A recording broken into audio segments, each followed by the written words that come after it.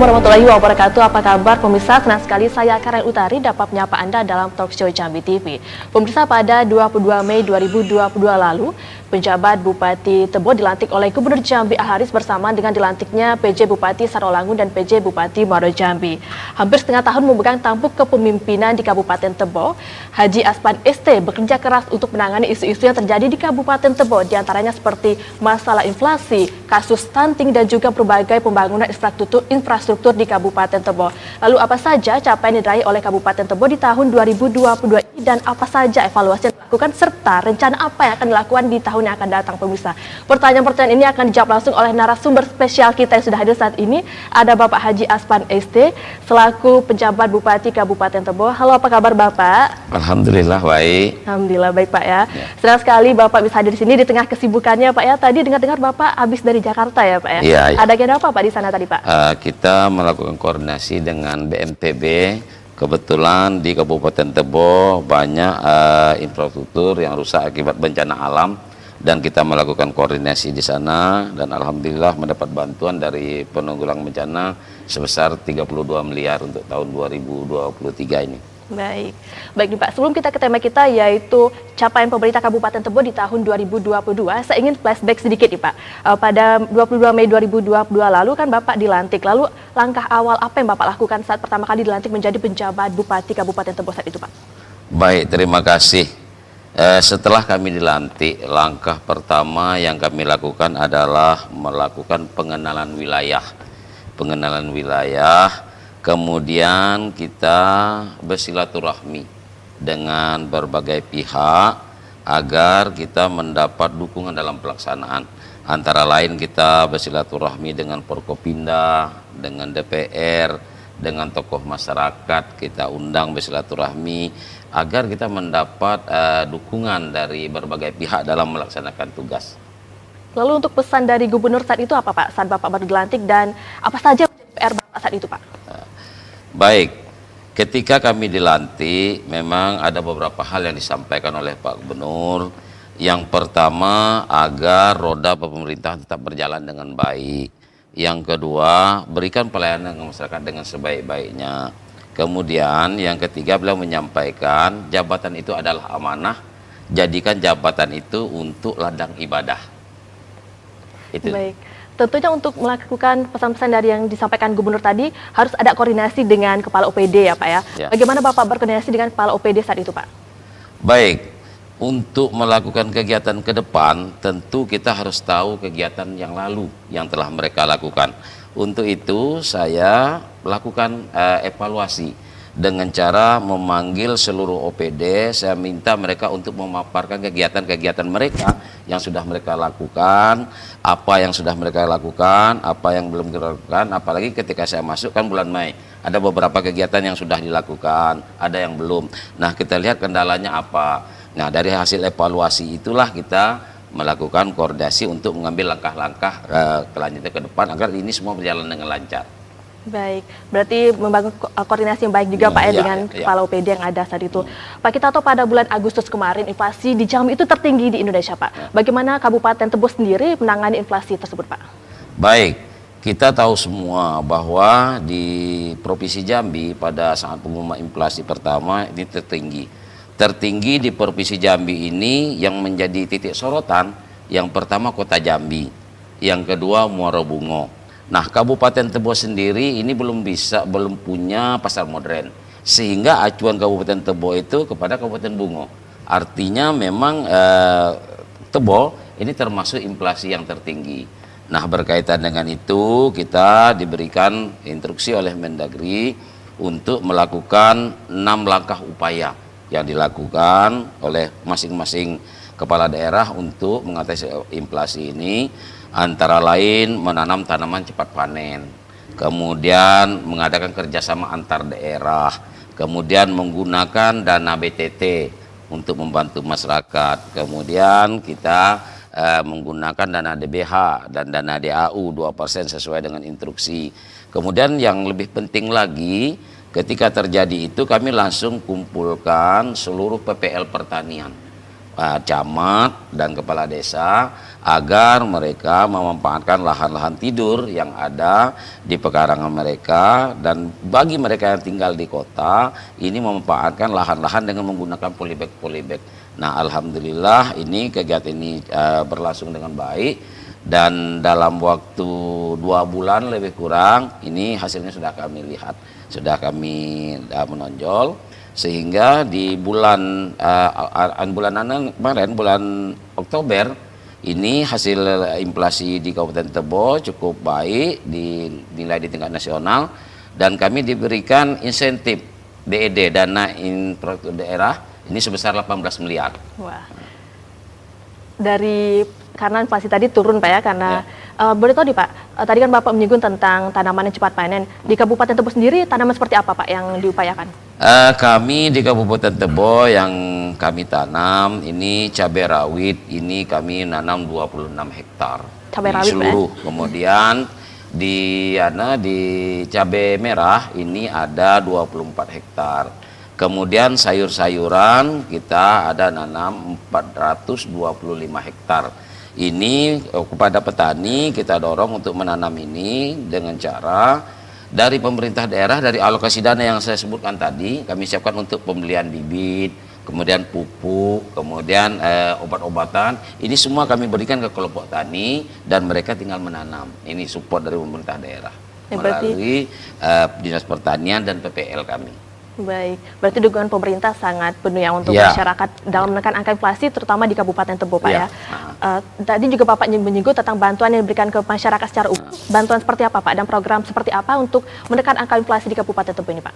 Baik, di samping tadi kami bantu bibit, kami bantu mereka obat-obatan, kami berhenti pupuk, kita juga dalam kunjungan ke lapangan disampaikan, apalagi Kabupaten Tebo ini daerah penghasil sawit.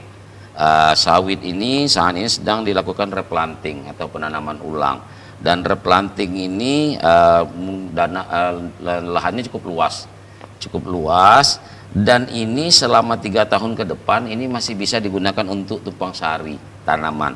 Nah, mereka sampaikan kepada kami, Pak, kami mau berkebun menanam palawija ini, tapi kami kan tidak punya kemampuan yang tinggi Pak.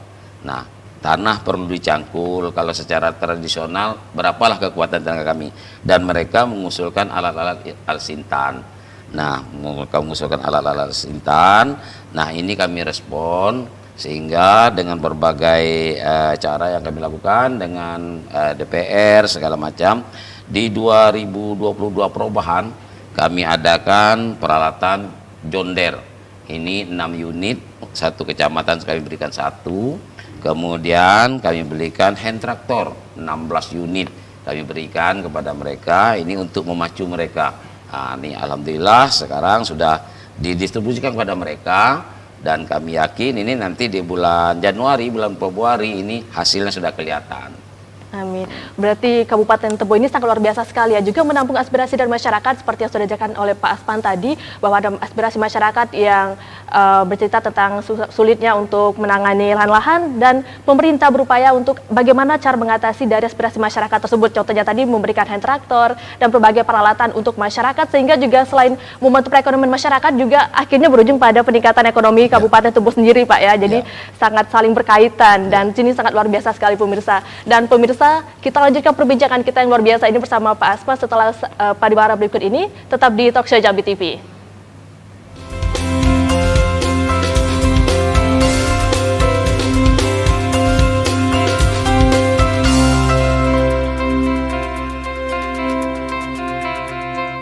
Terima kasih pemirsa, Anda masih di Talkshow Jambi TV, dan tentunya masih bersama Bapak Haji Aspan ST selaku penjabat Bupati Tebo. Pak Aspan, dalam menyelesaikan kasus COVID-19 tentunya banyak program pemerintah untuk menekan angka COVID-19 ini, seperti salah satunya vaksinasi COVID-19. Namun persepsi masyarakat terkait tentang vaksinasi ini, sebagai masyarakat beranggapan bahwa ada anggapan negatif terkait dengan vaksinasi ini. Bagaimana Kabupaten Tebo menangani vaksinasi COVID agar masyarakat berpartisipasi dalam program pemerintah tersebut, Pak? Baik, memang terhadap vaksinasi COVID-19 pada awalnya menjadi permasalahan di tengah-tengah masyarakat di Kabupaten Tebo. Namun kami tidak putus asa dengan itu. Kami lakukan rapat Forkopimda, kemudian kami libatkan forum umat beragama. Forum umat beragama akhirnya disepakati bersama mereka kita melakukan sosialisasi ke pondok-pondok pesantren, ke pengajian-pengajian. Nah, alhamdulillah ini dapat dimengerti oleh masyarakat dan kemudian kami tindak lanjuti dengan tim yang kompak untuk melakukan vaksin ini di kecamatan dan di desa dengan melibatkan polsek di kecamatan, kemudian dan Ramil, kemudian dengan puskesmas yang ada di kecamatan ini kita libatkan semua, kemudian kita turun bareng melakukan itu. Nah, ke desa-desa untuk melakukan vaksin ini dan kita juga memberikan semacam stimulus kepada mereka.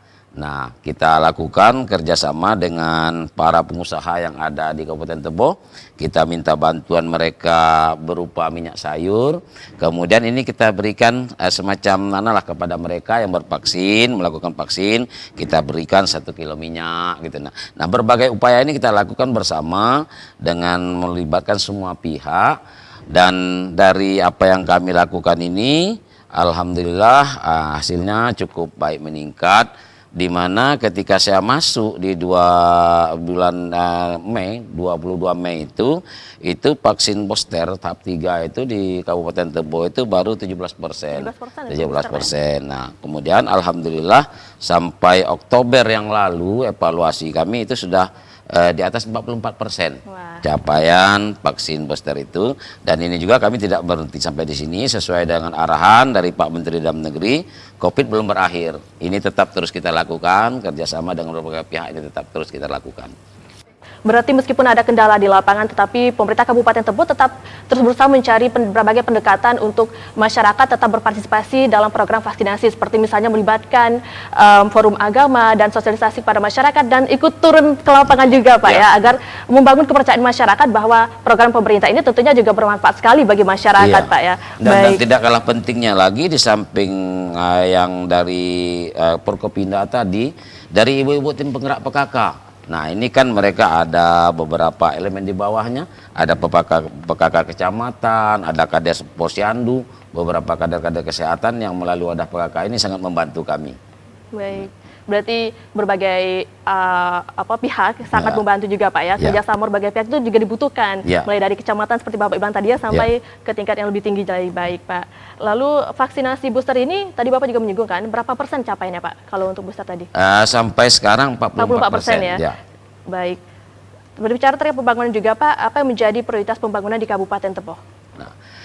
Baik, yang menjadi prioritas pembangunan di Kabupaten Tebo berdasarkan hasil evaluasi yang tadi kami lakukan di awal ini, dan kami turun-turun ke desa menyerap aspirasi masyarakat di berbagai kesempatan. Dan dari 107 desa yang ada di Kabupaten Tebo, 12 kecamatan, kemudian ada 15 desa pemekaran, ini alhamdulillah semua sudah kami sampai ke desanya semua. Dalam waktu lebih kurang 7 bulan kami bertugas ini semua desa sudah kami. Nah, di situ kita lihat beberapa yang disampaikan oleh masyarakat. Yang pertama yang menjadi prioritas adalah infrastruktur, terkait dengan infrastruktur khususnya jalan. Kemudian sarana pendidikan, kemudian sarana kesehatan. Ini yang menjadi fokus kita terhadap pelayanan dasar ini. Ini yang menjadi fokus kita, di samping tentunya kita tidak mengenyampingkan yang lain ini. Tapi menjadi prioritas utama dulu, Pak. Kalau boleh tahu jalan yang menjadi prioritas itu di bagian mana, Pak? Jalan mana, Pak? Rata-rata yang menjadi prioritas kita ketika kita lihat di situ sebenarnya semuanya. Kita pertama juga ada di Kabupaten Tebo itu jalan nasional. Kita tahu jalan dari Tembesi sampai ke Morobungu itu jalan nasional. Kondisinya ketika kita masuk kemarin cukup memprihatinkan. Alhamdulillah kalau sekarang ini sudah cukup baik. Kita melakukan koordinasi dengan Balai Jalan, kemudian dengan Pak Menteri PU sendiri, kita mendapat support yang cukup baik dari mereka. Kemudian kita ada jalan provinsi. ada namanya Jalan Padang Lamu, ada Jalan Simpang Somel, Simpang Lopon, ini provinsi. Nah, kita lakukan koordinasi dengan Pak Gubernur, dengan OPD Provinsi. Alhamdulillah juga di tahun 2022 ini mendapat support, begitu juga 2023. Dan kita juga punya jalan kabupaten. Nah, jalan kabupaten ini yang menjadi kewenangan kami betul di kabupaten. Nah, kena dengan keterbatasan dana, kami lakukan program yang namanya penanganan titik-titik tertentu. Jadi jalan-jalan yang rusak yang tadi tidak bisa dilewati, kami upayakan semuanya kita lakukan perbaikan dengan cara pemeliharaan. Jadi kita bukan beton, bukan aspal. Yang penting ini dapat dilalui oleh masyarakat dengan nyaman dulu lah. Nah, itu yang kita prioritaskan di 2022 yang lalu. Baik, berarti cukup banyak ya jalan-jalan yang menjadi prioritas di Ya. Kabupaten Tebo, Pak ya. Ya. Saya juga tertarik mengenai tadi Bapak juga menyebut tentang pendidikan dan sarana kesehatan. Boleh dijelaskan Pak seperti apa programnya, Pak? Nah, baik, kita tahu semua daerah berdasarkan hasil evaluasi terhadap kesehatan dan pendidikan ini komit terhadap pengalokasian dana. Contoh pendidikan dari APBD provinsi, dari APBD kabupaten wajib mengalokasikan 20%. Kemudian kesehatan wajib dialokasikan 10%. Ini masing-masing daerah, kepala daerah mengalokasikan ini. Tapi ini banyak yang tidak tepat sasaran. Nah, banyak yang tidak tepat sasaran. Yang dibutuhkan di sekolah pensil, yang dibelikan buku, yang dibutuhkan jarum suntik, yang dibelikan obat-obatannya ke sana. Hal-hal yang seperti ini yang terjadi. Nah, untuk itu kami lakukan inventarisir kebutuhan. Ini yang paling fokus oleh kami. Kalau untuk Diknas itu kami lakukan melalui perbaikan data dopodiknya. Nah, kemudian kalau di kesehatan itu kami perbaiki data-data masyarakat miskin yang membutuhkan melalui dinas sosial, sehingga apa yang kita berikan itu betul-betul tepat sasaran. Itu yang kita lakukan. Baik, berarti fokus utamanya agar tepat sasaran, Pak. Ya. Jadi sehingga program dan segala perencanaan sudah dilakukan tidak sia-sia Tidak sia-sia. karena yang dilakukan tidak tepat sasaran tadi, Iya. Pak ya. Baik. Sementara uang sudah digelontorkan sudah cukup banyak, tapi masyarakat tidak memanfaatkan. Banyak yang dialokasikan yang sia-sia. Baik, bagus sekali. Pak, terkait juga masalah stunting nih Pak, juga menjadi isu yang sangat memanas ya di Indonesia ya. Banyak sekali terjadi masalah stunting ini. Bagaimana di Kabupaten Tebo dengan masalah ini Pak? Bagaimana kasusnya seperti apa di Kabupaten Tebo? Baik, terhadap stunting saya juga itu. Begitu kemarin saya sampai ke Kabupaten Tebo, dikatakan stunting di Kabupaten Tebo cukup tinggi. Nah, langkah yang kami lakukan ini semua kan awalnya dari data. Nah, dari data saya minta, saya undang seluruh puskesmas yang ada di Kabupaten Tebo, kemudian dengan tim-tim yang terkait dengan stunting. Nah, saya minta data ini dengan baik. Dan kadang-kadang dari pengukuran stunting itu sendiri, ini banyak yang belum jelas aplikasinya. Jadi kami minta itu dari Dinas Kesehatan bersama Bapeda, coba dibenarkan datanya. Nah, sebab dalam pengambilan data Dinas Kesehatan ada anak yang memang keturunannya pendek.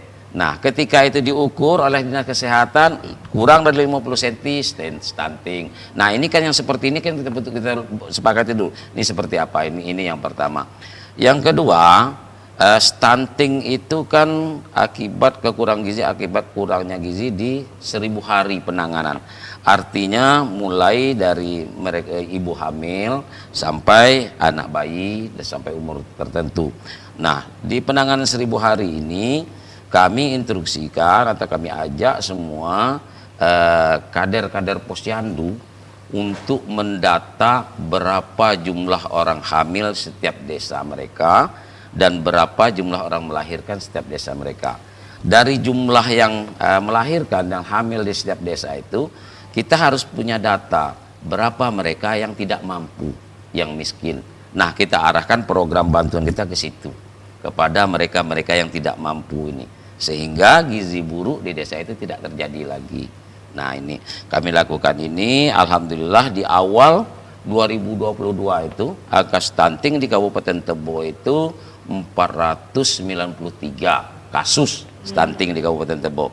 Dan 2 bulan terakhir ini kita melihat kasus stunting di Kabupaten Tebo itu hanya tinggal lagi 226 kasus. Wah, lebih dari Jadi setengahnya ya, Pak ya? terjadi penurunan lebih kurang 48% dengan hal-hal yang kita lakukan ini. Di samping itu juga kita mendapatkan support dari pemerintah pusat melalui Kementerian Kesehatan, penambahan gizi berupa roti, susu dan sebagainya. Karena apa yang terjadi di kabupaten ini kita laporkan ke provinsi, kita lakukan koordinasi dan kita mohon petunjuk dan arahan dari kementerian. Itu yang kita lakukan. Baik, berarti banyak upaya untuk dalam program penurunan percepatan penurunan stunting ini seperti tadi adanya kadar posyandu, pemberian makanan kepada ibu hamil dan anak-anak yang baru lahir, anak bayi baru lahir, Pak ya. Baik, kita lanjutkan perbincangan kita segera pada berikut ini dan pemirsa tetaplah di Talkshow Jambi TV.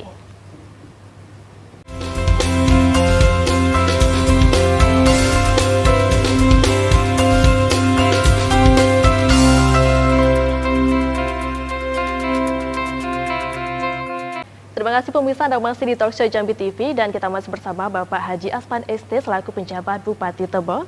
Pak Aspan, kita tahu 2022 menjadi tahun kebangkitan dari COVID-19 nih Pak. Bagaimana upaya dari pemerintah kabupaten dalam menggerakkan kembali ekonomi masyarakat khususnya bagi UMKM, karena kita tahu UMKM ini pada masa COVID kemarin menjadi seperti tulang punggung ya dari perekonomian karena mereka tetap masih bisa beroperasi di tengah COVID-19. Bagaimana Pak? Baik, terima kasih. Terhadap ekonomi masyarakat kaitannya dengan UMKM, memang kita di Kabupaten Tebo selalu mensupport agar UMKM ini yang menjadi tulang punggung ekonomi masyarakat, terutama rumah tangga miskin, rumah tangga kurang mampu, ini di UMKM ini.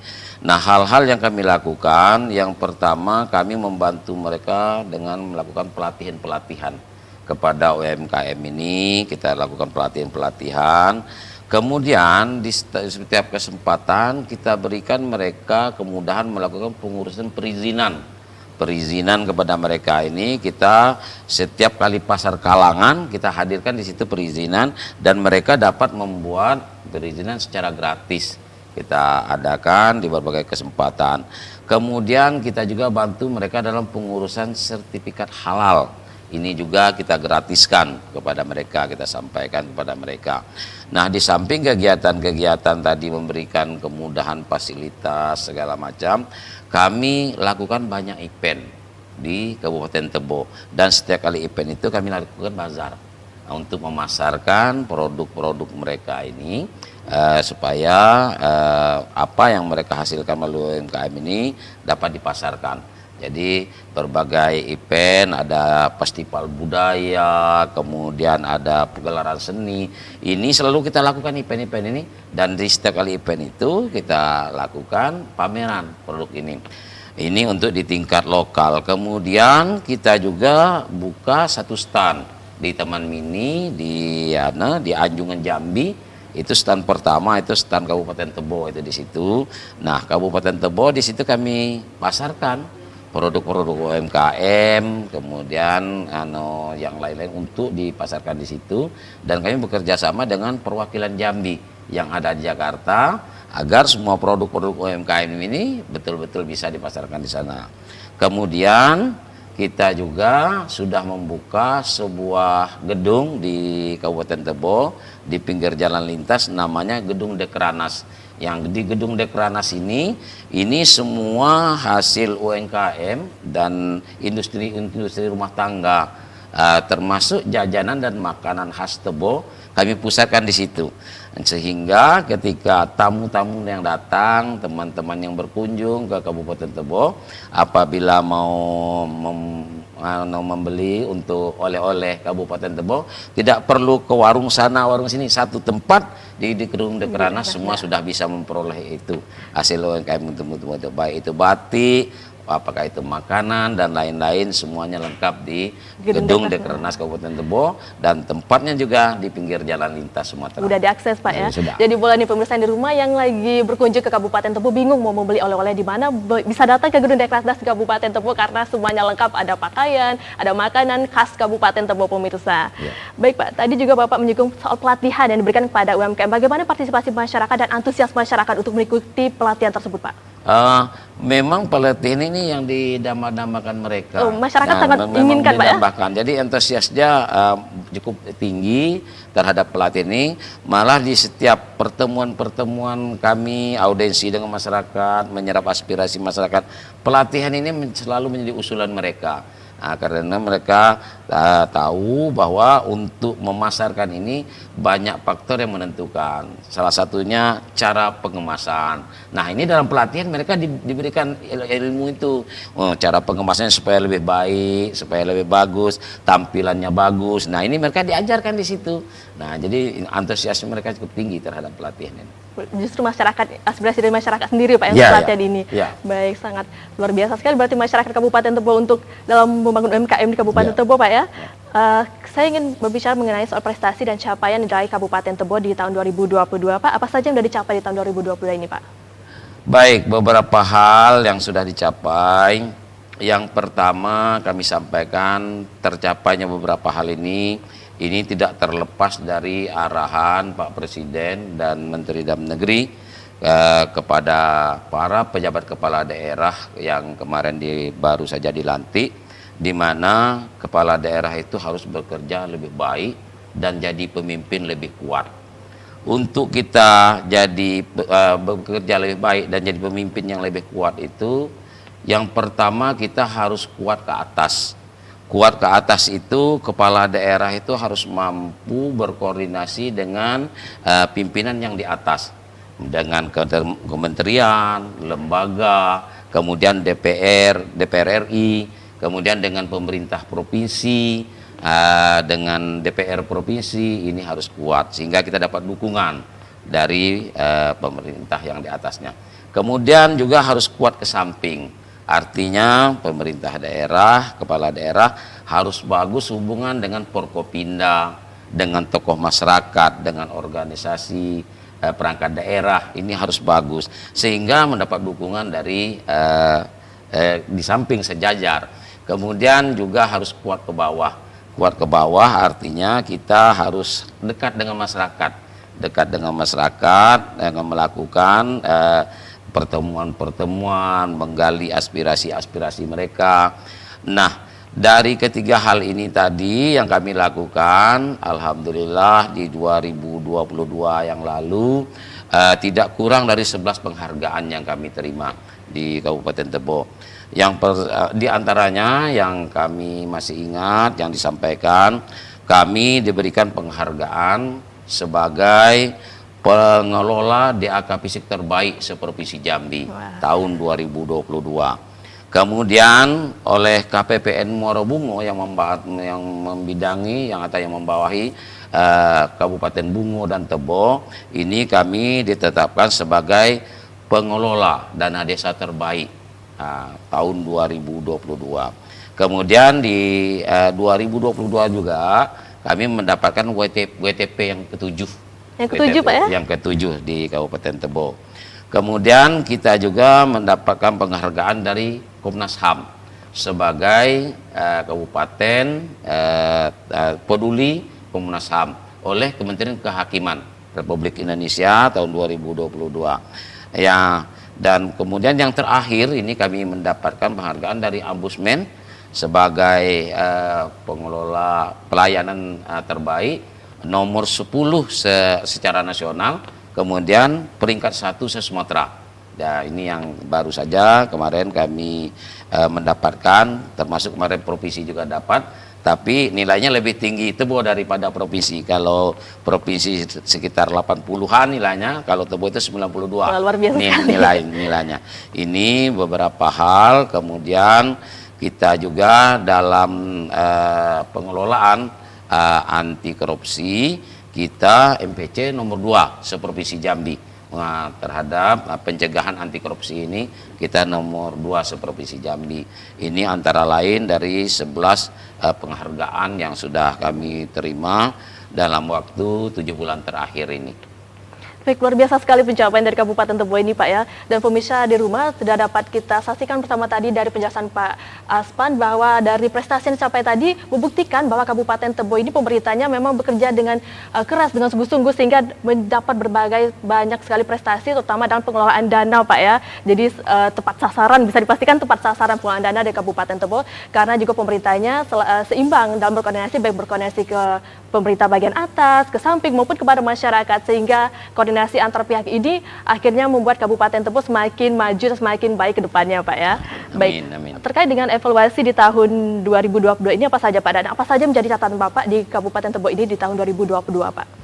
Baik, ya, yang menjadi catatan kita di 2022, ya, yang pertama tadi ada beberapa kegiatan yang belum tepat sasaran.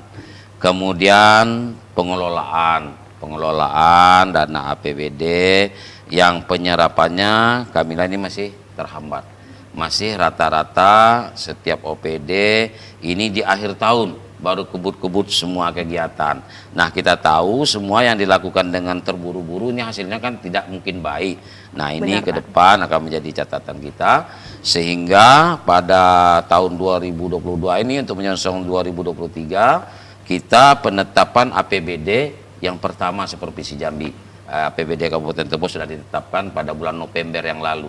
Kemudian di bulan Desember ini kita sudah lakukan persiapan-persiapan untuk pelaksanaan kegiatan 2023 seperti pembentukan pengelola kegiatan, PA, KPA, dan lain-lain ini sudah kita lakukan. Sehingga ini bisa kita lakukan kegiatan dari awal tahun sesuai dengan arahan Pak Mendagri, bahwa apabila APBD itu berjalan dari awal tahun, tentunya ekonomi masyarakat juga bergulir dari awal tahun sudah. Nah, ini kan akan membantu, sebab sebagian perekonomian di daerah itu tidak terlepas dari penyerapan APBD-nya. Karena itu yang menjadi catatan kita ke depan, mungkin yang perlu kita lakukan perbaikan-perbaikan di 2023 yang akan datang. Kalau untuk fokus dari program di tahun 2023 mendatang apa saja, Pak? Program yang kita fokuskan di 2023 masih tetap di infrastruktur. Infrastruktur, Pak. Terutama pembenahan Kota Tebo. Di samping infrastruktur yang ada di pedesaan, kita lebih fokus ke pembenahan Kota Tebo. Sebab selama ini Kota Tebo itu berada di pinggir jalan lintas Sumatera. Tapi ketika masyarakat lewat di Kota Tebo itu tidak tahu bahwa itu ibu kota kabupaten. Nah, ke depan tanpa menyampingkan yang lain, kita ingin Kota Tebo itu tahu, dikenal orang, bahwa oh ini ibu kota kabupaten loh. Nah, kalau sekarang kita tidak melihat Tebo itu seperti ibu kota kabupaten. Jadi fokus kami ke depan, selain dari membenahi infrastruktur yang sangat dibutuhkan masyarakat, kami juga ingin membenahi Kota Tebo. Dan kemudian di Kota Jambi sendiri secara Kabupaten Tebo ini belum punya mes Tebo yang ada di Jambi, sementara kabupaten-kabupaten lain sudah. Nah, ini insya Allah kita di tahun 2023 nanti Tebo sudah punya mes di Jambi. Pak, ya? Nah, kemudian kita tahu di bulan November insya Allah Provinsi Jambi sebagai tuan rumah seleksi tilawatil Quran tingkat nasional. Nah, ini menggunakan lapangan MTQ. Dan di lapangan MTQ itu semua ada rumah adat kabupaten-kabupaten. Nah, salah satu yang belum ada itu Kabupaten Tebo. Nah, kami akan upayakan sebelum MTQ dilaksanakan, Kabupaten Tebo juga sudah punya rumah adat Tebo yang ada di arena MTQ. Ini beberapa hal yang menjadi prioritas kami di 2023. Amin, semoga cepat realisasi sehingga masyarakat yang hadir pada MTQ bisa melihat rumah dari Kabupaten Tebo, Pak. Amin. Baik, Pak. Lalu harapan untuk Kabupaten Tebo apa, Pak? Boleh silakan, Pak. Baik, terima kasih. Yang pertama, harapan kami kepada masyarakat Kabupaten Tebo khususnya, baik yang berada di Tebo maupun yang berada di luar Kabupaten Tebo, mari kita sama-sama membangun Kabupaten Tebo ini supaya lebih baik ke depan, sejajar dengan kabupaten lain, kalau bisa lebih dari kabupaten lain. Kita tahu selama ini Kabupaten Tebo ini cukup tertinggal, dan mudah-mudahan ke depan ini akan lebih baik. Dan kita sama-sama berupaya, terutama dari teman-teman yang di luar dari Kabupaten Tebo, yang selama ini juga sudah membantu mensupport dari hasil koordinasi, dan kami juga berharap kepada pimpinan-pimpinan yang lebih tinggi di pusat maupun di provinsi selalu mensupport Kabupaten Tebo. Dan pada kesempatan ini kami juga mengucapkan terima kasih kepada pemerintah pusat yang tahun 2023 yang akan datang alokasi APBN di Kabupaten Tebo 3 kali lipat dari tahun-tahun sebelumnya masuk ke Kabupaten Tebo. Demikian juga alokasi dari pemerintah Provinsi Jambi. Mudah-mudahan dengan beberapa alokasi yang disampaikan ke Kabupaten Tebo ini, Kabupaten Tebo dapat sejajar dan mudah-mudahan berlebih dari kabupaten lain ke depan. Amin. Amin.